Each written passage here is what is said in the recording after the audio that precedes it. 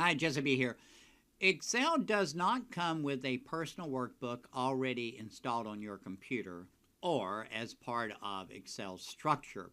You actually have to create it. It's very easy to create, however.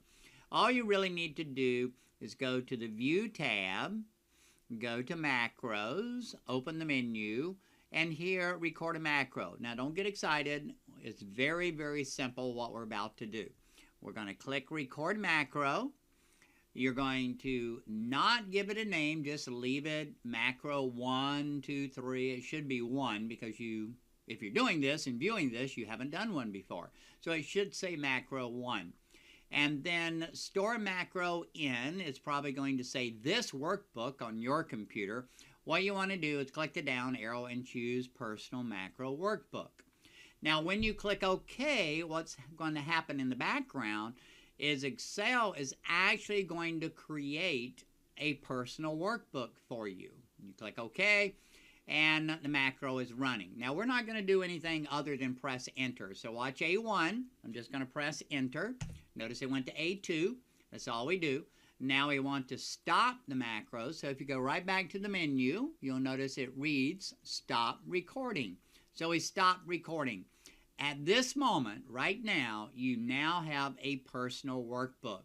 If you press Alt F11, the hotkey, Alt F11 is going to open up your personal workbook. So I moved it over a little bit so you can see it better.